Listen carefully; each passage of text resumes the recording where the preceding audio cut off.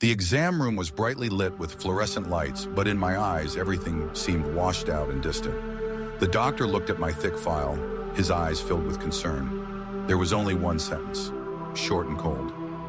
Your illness is no longer curable. Every sound around me seemed to stop. The steady whir of the ceiling fan, the footsteps in the hallway, the light tapping of a pen on the desk. It all vanished. I sat motionless, trying to find a reaction, but there was nothing but an endless void in my heart. I looked out the window. The sky that day was unusually blue. Golden sunlight danced on the leaves, and people hurried by. The world continued to operate as if nothing had changed, while I felt as if I had been separated from it. In the stream of life, I stood still, watching everyone move forward while I was left behind, alone with an invisible sentence hanging over my head. I tried to smile at the doctor, but my lips trembled, as if they no longer obeyed my command. So, how much time do I have? I asked, my voice so foreign that I didn't even recognize it. The doctor hesitated, then answered with a vague number, not in days or months, but a cold estimation. I heard it, but I didn't truly process it. Leaving the clinic, I walked like a ghost. The sound of car horns, people calling out on the street, vendors hawking their goods, all became distant, like a slow-motion silent film. My feet were still moving, but my mind was somewhere else, where questions piled up. Why me? What did I do wrong? Why is God silent? When I got home, I locked my room door and fell onto my bed. The stark white ceiling became a screen for chaotic images and thoughts. I imagined my final days, the dripping IVs, the smell of antiseptic, the long sleepless nights, and an ending I was completely unprepared to face. My phone vibrated. My mom was calling. I didn't answer. I didn't know what to say. How could I tell her that the child she loved and nurtured for so many years now carried a medical death sentence? That night I didn't sleep. I just lay there, listening to every beat of my heart, every breath, feeling as if time was passing faster. I didn't cry. My tears seemed to be stuck somewhere, unable to flow out. But deep inside, a giant fear was gnawing away at every last piece of peace I had left. I didn't know that that very moment, in the thick darkness and seemingly bottomless despair, was the starting point of a journey I had never imagined. A journey that would lead me to the one who could do what medicine could not. In the days after hearing the bad news, time no longer flowed as it used to. Every morning I opened my eyes and found the room to be the same, but the feeling was completely different. There were no more plans for the future, no more excitement for projects, just a vast emptiness and the same question repeating, why me? At night I lay motionless, my eyes fixed on the ceiling. I could hear every strong beat of my heart as if it wanted to remind me that I was still alive. But for what purpose? The clock ticked steadily, coldly, as if counting down every second of a sentence. I tried to act normal in front of my family. I still smiled, still talked, still nodded when my mom asked, "Are you okay?" But inside I was like a small boat being pulled far out by a huge wave, not knowing where the shore was. Fear clung to me, not just because of the death waiting at the end of the road, but because of the feeling of helplessness, knowing I couldn't change anything. Some mornings I looked at myself in the mirror and didn't recognize the person looking back. The tired eyes, the pale skin, the forced smile. All of it betrayed the inner collapse that was happening. I wanted to scream, to cry out loud, but I couldn't. The tears just flowed back into my heart, leaving a choked, heavy feeling. Friends occasionally texted me, inviting me for coffee, to watch a movie, or to go somewhere to cheer up. I made excuses about being busy, tired, or having things to do. The truth was, I no longer had interest in anything. The things that once brought me joy, music, books, walks, now only made me feel more lost. On the third night after receiving the diagnosis, I jolted awake at 2 a.m., my shirt drenched in sweat. A nightmare had just pulled me from sleep. I saw myself lying in a hospital bed, surrounded by unfamiliar faces, and I couldn't speak, couldn't move. There was only the sound of a machine beeping in the cold white room. I sat holding my head, wondering if that was what my future would look like. In those days, I started to fear even the mornings. Dawn no longer brought hope, but only a reminder that I had to go through one more day with the same fear, the same emptiness. At times, I wondered if giving up on everything would be easier. But deep inside, there was still a tiny spark, faint, fragile, that seemed to want me to hold on. I didn't know what it was, and I didn't dare to name it. I only knew that even though despair surrounded me, there was a small part of me that had not completely surrendered. I had no idea that this fragile spark would be the thread that would pull me out of the abyss. But at that time, all I felt was darkness. On the day I was admitted to the hospital, I brought a small bag of belongings, a few clothes, a few books, and a long list of medications. The ward had 4 beds, each with its own story, its own battle. I lay by the window, where the afternoon light was a pale yellow, but it wasn't enough to warm the emptiness inside me. The woman in the next bed was in her 50s, thin but with a strangely bright look in her eyes. She often smiled and asked how I was, even though we didn't know each other. One evening, when the nurse's footsteps had become sparse, she began to tell me her story. At that time, I was also panicked, and I also thought I was going to die, she said, her voice slow. But then I met God. I prayed, and He changed everything. I listened, but with a heart full of doubt. I had never believed in any religion, never thought there was a supernatural being who truly cared about me. In my mind, stories like that were just spiritual comfort, not reality. However, that night, as I tossed and turned on the cold bed, her eyes and voice still echoed in my mind. For some reason, I found myself whispering a sentence, so softly that I wasn't sure if I had made a sound. If you are real, please help me. That was all. No flowery words, no formal ritual, just a weak plea in the dark night. I didn't expect an immediate miracle, nor did I think I had done anything important. But as those words left my lips, I felt as if I had dropped a stone into a still pond. The small ripples began to spread, slowly, but they couldn't be stopped. That night, I slept more deeply than I had in days. No more nightmares chasing me, no more frantic heartbeats from fear. The next morning, when I opened my eyes, I saw sunlight streaming through the window, and for the first time in many days, I didn't feel a heavy dread that made me want to turn away. I didn't know what had happened. Maybe my body was just so tired that it finally gave in to rest. But deep inside, a strange feeling began to ignite. Something like hope, however small and fragile. I looked over and saw the woman in the next bed reading a small book. The cover had the words Holy Bible. She looked up, smiled at me, a smile that seemed to say she knew what I had done in the night. I felt a little embarrassed, but my heart softened.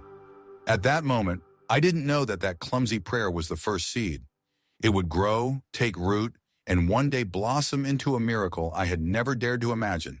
That night, the hospital was silent, with only the steady beeping of a heart monitor in the darkness. I lay curled up, cold sweat running down my temples. The pain was like tiny knives, penetrating every muscle, slow but relentless. Each breath was a battle.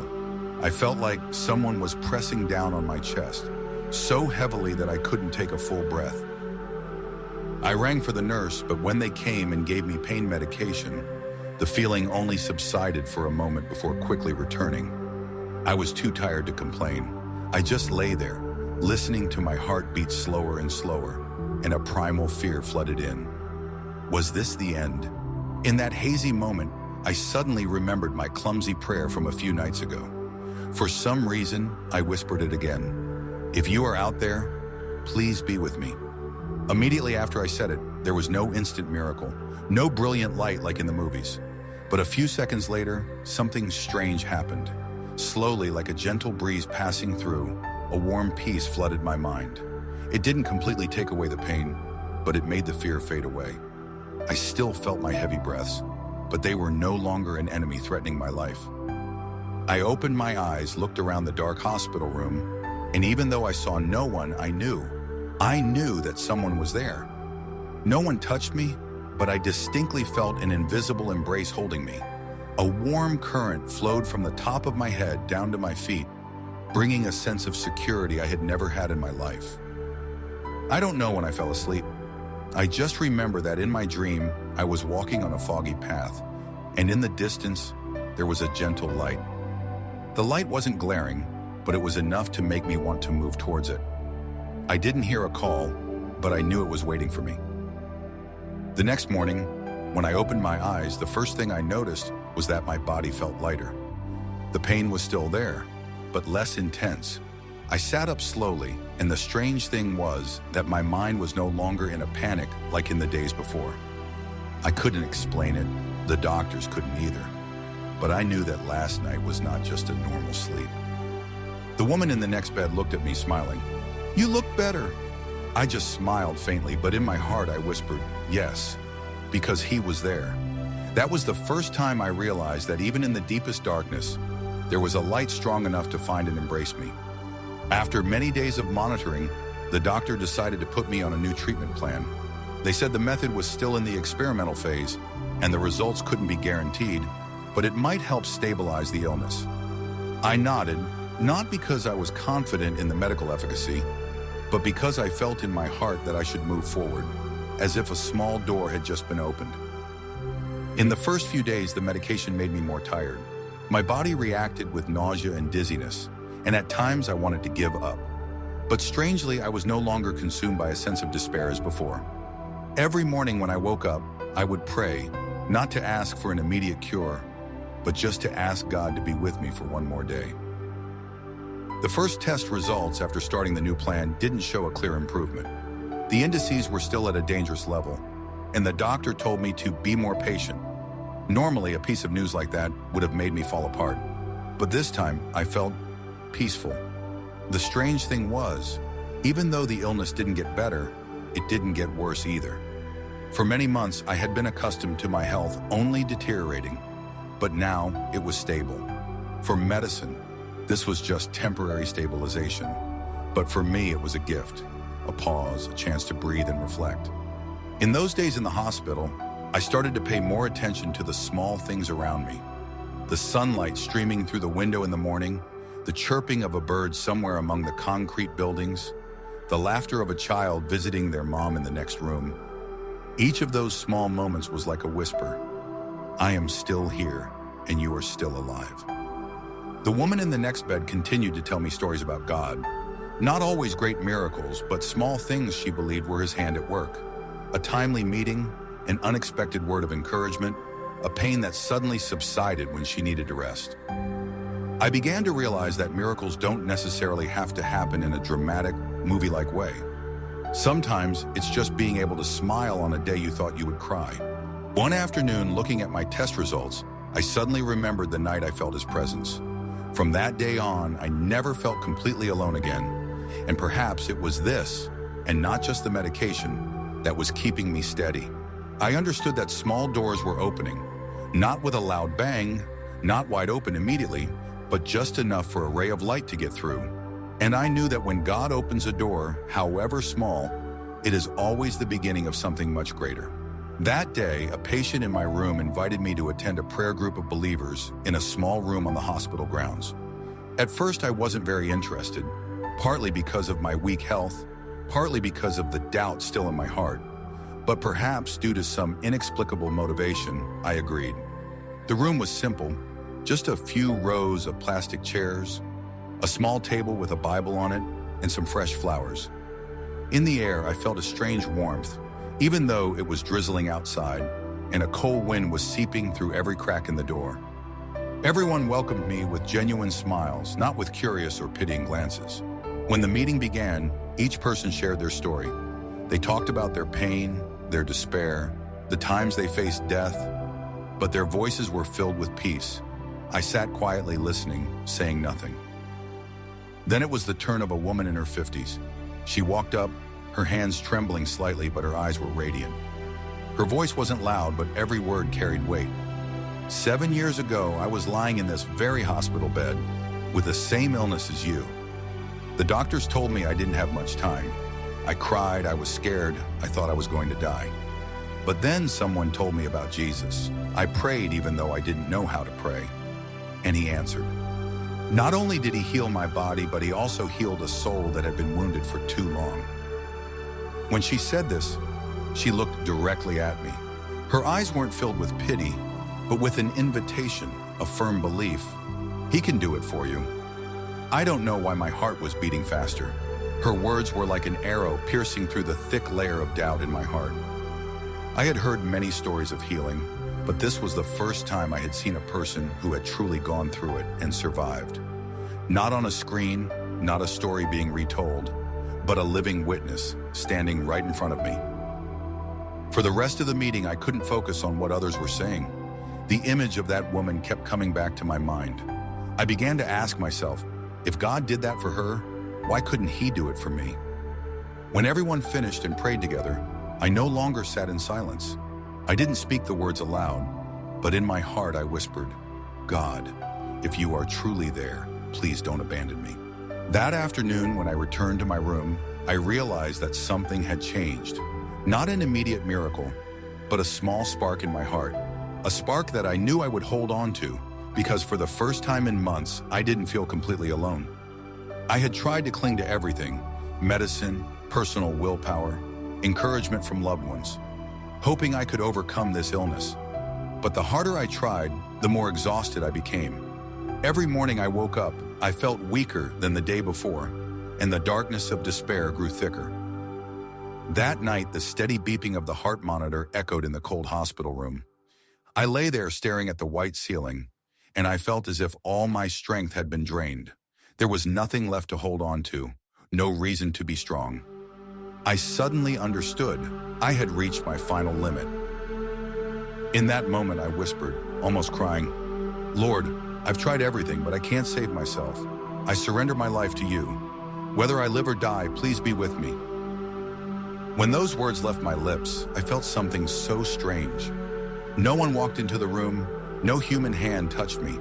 But from deep within, a warm current seemed to flood my body, washing away the fear, the confusion, and the heavy burden I had carried for too long. It wasn't an instant physical healing. I was still sick, still in pain. But my soul was enveloped in a miraculous peace, a peace I had never experienced before. This peace didn't come from medication, nor from good news from the doctor, but from the knowledge that I was no longer alone. I closed my eyes and tears still flowed, but this time they weren't bitter. They were tears of surrender, surrendering control, surrendering the obsession with overcoming it on my own, and allowing God to step in and lead. That night I had the deepest sleep since I got sick, not because the pain was gone, but because my heart had stopped struggling. I had surrendered, but not to the illness, but to the one with power greater than all. From that day on, everything inside me was different. The illness was still there, the pain still visited every morning and night, but something in my soul had been changed. I no longer woke up with fear of the future or the obsession of death waiting at the end of the road. Instead, I began to see each day as a gift. Whether short or long, it was a gift from God Himself. I made it a habit to read the Bible in the morning when the first sunlight streamed through the window. There were passages I didn't fully understand, but strangely, every word still touched the depths of my soul. One day I read the verse, "He gives power to the weak," and I knew that verse was written for me right in that moment. At night, before I slept, I prayed. At first, my prayers were still stuttering and clumsy. But then I realized God wasn't waiting for polished words. He just needed a heart that was truly seeking Him. And every time I prayed, my heart felt lighter, as if I had just set down an invisible burden. I still went to the hospital, still received IVs, and still heard the less than optimistic prognoses from the doctors. But instead of falling into despair, I smiled and told them, I believe God has the best plan for me. Many people were surprised. Some looked at me as if I was dreaming, but inside me, that belief was not an illusion. It was the only thread holding me steady. One day, while waiting for my turn for an examination, I met another patient. She was crying and said she had no hope left. I sat down next to her, took her hand and said, I was once where you are now, but I found peace when I knew that God loves me. You can find that too. That was the first time I realized, even though I hadn't been physically healed yet, my soul had healed a lot, and I could share that peace with others. From the mornings I woke up to the sound of birds, to the evenings I sat alone with the Bible in my hands, I knew I was on a journey of healing, not just for my body, but first and foremost for my soul. And I believed that every step, no matter how small, was bringing me closer to the miracle he had promised. The follow-up appointments that used to be my nightmare now became milestones of hope. For the first time in many months, the doctor looked at my test results and frowned slightly, but this time it wasn't out of worry. The indices are decreasing quite significantly, he said slowly, as if wanting to make sure he wasn't misreading. I asked, "What does that mean, doctor?" He hesitated. "Frankly, I can't give a convincing medical explanation. The treatment plan is the same, but your condition is progressing better than we anticipated." If this were before, I would have tried to find every scientific reason to analyze it, but this time, I just smiled. I knew that an invisible hand was quietly touching my body, healing not just the physical part, but the spiritual one as well. From that day on, my faith was no longer just words on a page or stories told by others. It became the breath, the heartbeat, and the blood flowing through me. I began to feel the change in the smallest things: a deeper sleep, a pain that subsided, a more natural smile. I understood that a miracle doesn't always happen in a single brilliant moment, but sometimes it's a slow journey, one step at a time, one day at a time, so that my soul can learn patience and gratitude. And every step, I wasn't walking alone. I had him with me, holding my hand, even though the road was still long and challenges remained. That day, I walked into the hospital with an unusually calm state of mind. It was no longer the trembling fear of previous checkups, nor was it a vague hope. In my heart was a profound peace, something I believed could only come from God. I remember praying before I left home, "Lord, whatever the result is today, I surrender it to you. But if you wish, please reveal your miracle." The hospital waiting room was as crowded as ever, with names being called, hurried footsteps, the beeping of machines mixed with the anxious whispers of patients. I sat there, looking at the haggard, tired faces, and suddenly realized I used to be like them. The waiting time for test results for a terminally ill patient is the longest, heaviest time. But that day I felt different. I was no longer afraid of a bad result because I knew I wasn't walking this journey alone. When the doctor came in, he held my file in his hands. His eyes lingered on the test result sheet for a long time. Then he looked up at me, frowning as if he couldn't believe what he was reading. "We no longer see any signs of the illness," he said slowly. I was stunned. My heart was pounding, but not from fear, but from an overwhelming emotion that welled up inside me. I looked at him, waiting for more. He continued, "Honestly, medicine can't explain this. Your indices are completely normal. There is no trace of any damage. If I didn't have your old medical records, I would think you had never been sick." I smiled, a smile not of personal victory, but of gratitude. I knew my answer. "Doctor, this is God's miracle." He was silent for a moment, then nodded slightly. He didn't say anything more, but his eyes gave me the feeling that, deep down, he also sensed that something greater than medicine had happened. I left the hospital that day, stepping out into the sunlight. Everything seemed brighter. The sky was bluer, the wind was gentler, and even my own heartbeat sounded like a song. I knew that what happened today was not a coincidence or a spontaneous recovery, as people often say. This was the answer of the one who had heard my weak prayers in the long nights. That night, I knelt to give thanks, not just for being healed, but because throughout the painful journey, he had held my hand and never let go. The miracle wasn't just a moment when medical results changed. It was the entire journey where he transformed my heart, from fear to trust, from despair to hope, from weakness to strength in him. I understood that from that day on, my life would never be the same.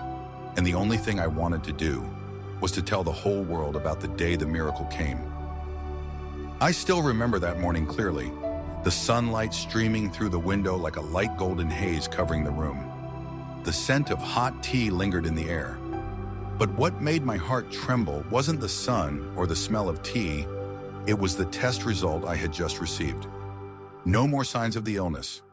I had heard the doctor say it, but it took a few seconds for me to believe that I was no longer on the list of patients with that terminal illness. All those months, all those nights of being awake, all those drops of medicine infused into my body, all the prolonged pain, all of it now felt like old movie frames carried away by the wind. I came home, closed my room door, and knelt on the cold wooden floor. Tears began to fall, but they were no longer bitter like before. This was the first time I cried out of pure happiness, out of the knowledge that I had been loved and cared for by an almighty being, even when I was undeserving. In those tears, I felt an invisible embrace holding me. Not a human embrace, but the embrace of my Father in heaven. A deep sense of peace enveloped me, making me no longer afraid of the future, no longer worried about tomorrow. I remember the dark days when faith was just a fragile thread. There were times I doubted, times I thought God was silent. But now looking back, I realize He never left me. He was still there, silently guiding every step, orchestrating every meeting, every word of comfort, and even the pain, so that I could meet Him more completely. I whispered, almost to my own heart, "Thank you, O healer, not just for healing my body, but for healing my soul. Not just for giving me life, but for giving me a reason to live." The tears still fell, but I didn't rush to wipe them away. I wanted to let them flow as a prayer, as a witness that I had been transformed.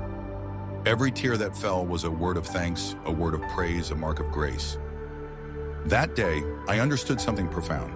A miracle isn't just in a medical result, but in the human heart being touched and renewed. I knew that my life from here on out would not be the same. I couldn't keep this story to myself because I had tasted God's mercy, and I wanted the whole world to know that He is still alive, still at work, and still healing. I looked up, smiling faintly through my tears.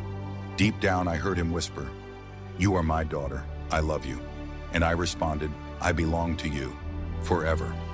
I knew this was not a story to keep to myself. Everything I had gone through, the darkness, the abyss, the despair, and then the light of salvation, was living proof of God's love and power. I started with the people closest to me, my family. I sat with my mom in the familiar kitchen, where she had heard me complain about my failures, where she had seen my silent tears. Today I was crying again, but it was completely different. It was tears of gratitude. My mom listened quietly as I recounted every detail of the moment I wanted to give up on everything, and how God had touched me. At first, there was a hint of skepticism in her eyes. She had never believed in matters of faith, but I continued, not with logic, but with my own story and the change she could clearly see in me. The next day, I saw my mom sitting by the window, holding a book. When I got closer, my heart caught in my throat. It was the Bible. She looked at me, smiled faintly. I don't know why, but I wanted to try reading it. My brother was different. He was strong, rarely showing his emotions. After hearing the story, he was deep in thought for a long time. Then he said something that made me cry again. If this happened to you, then maybe He can do it for me too. I realized that my telling the story wasn't to convince anyone to believe instantly, but to plant seeds. Those seeds might lie dormant in the listener's heart for a long time, but one day, under His light, they would sprout. And I continued day by day to retell my journey, not as a distant story, but as a living testimony, so that anyone in the darkness would know the light is still waiting for them. I left the hospital with a healthy body, but the more miraculous thing was that I carried a new heart. It felt like I had been given a second chance at life, a chance I never thought I would have. In the days before, I lived in a rush, in stress and fear, always trying to chase things that seemed important. But now every moment of the day is something to cherish. Every morning when I open my eyes and feel the sunlight coming into the room, I whisper, "Thank you, Lord, for a new day." No matter how simple the meal is, it tastes better because I know I can enjoy it with a healthy body. I hug my family longer, hear their laughter more clearly, and realize that happiness isn't in grand things, but in presence and love. I went back to work, but I no longer worked like a machine. I spent time with the people around me, listening more, loving more. I started joining small groups at church, sharing about the journey I had been on. Every time I tell it, I'm not just repeating a story, but reliving a profound sense of gratitude to God, the one who didn't abandon me in my darkest days. The strange thing is, the pressures from before are still there, but they no longer weigh me down. I look at every problem from a different perspective, the perspective of someone who once stood on the brink of life and death and was saved. I know that if God can do the impossible in my life, there's nothing He can't do. My life now is not just about existing, it's a journey of living with purpose, love, and gratitude. And every day that passes, I remind myself, this health, this breath, this joy, all of it is a gift from Him. Since the day I was healed by God, I understood that I couldn't keep this story to myself. Before, I only wanted to forget the time of sickness and pain, but now that very memory has become a living testament to God's power and love. I sought out support groups for terminally ill patients, places where people are fighting every day with fear and uncertainty. On the first day I walked into the meeting room, I saw the weary, heavy-laden eyes of many people. The atmosphere was so quiet that I could hear every sigh. I began to tell my story, without embellishment, without avoiding the painful details, but also not forgetting to emphasize the moment the miracle happened. I talked about the nights I cried alone, about the moment I thought I would give up, and about how God intervened at exactly the right time when I thought all doors were closed. I didn't speak to force anyone to believe, because I knew that faith is something that can only grow in a person's heart when they are ready. I simply told the truth that I was at the edge of the abyss, and now I am standing here, healthy and smiling. When I finished, I noticed a few eyes suddenly light up. The eyes that were once clouded with despair now held a fragile spark of hope, but it was enough to move me. After that sharing, a woman came up and hugged me tightly. She whispered, "I thought I had no reason left to fight, but your story has given me one." I knew in that moment my new journey had truly begun, not just to survive, but to become a witness to the love and power of the one who saved me. Since the day I was healed by God, I have looked at everything through a completely different lens. Before, I lived to achieve personal goals, to chase success and the standards society set.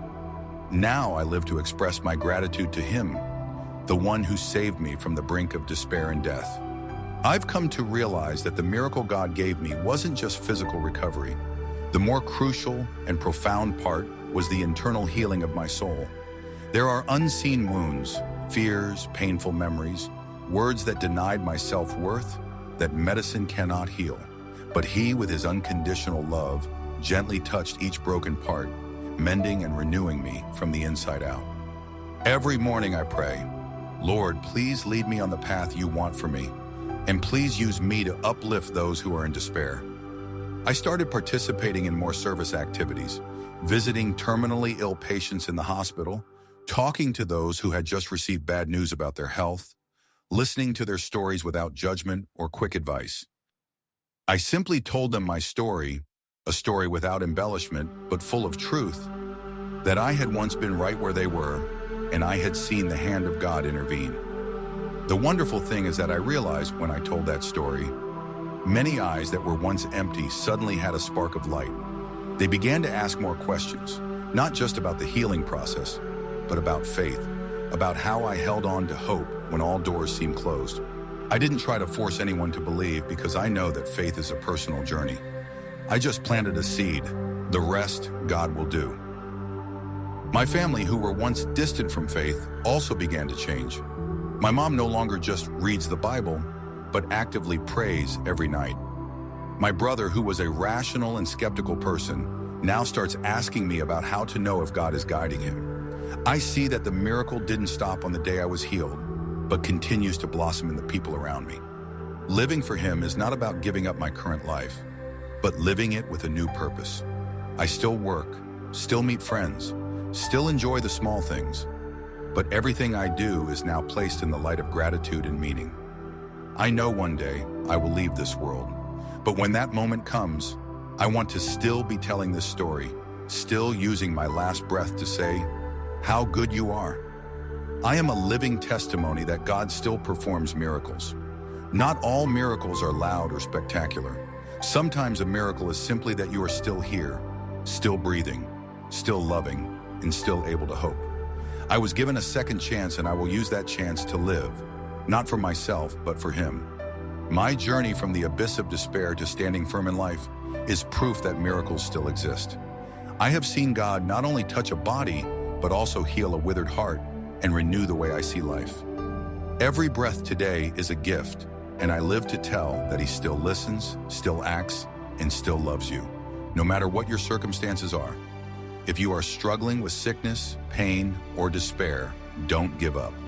Open your heart to seek him, even if it's just a very small prayer. And if this story touches you, please share it with someone who needs hope. You never know. That very action might save a life.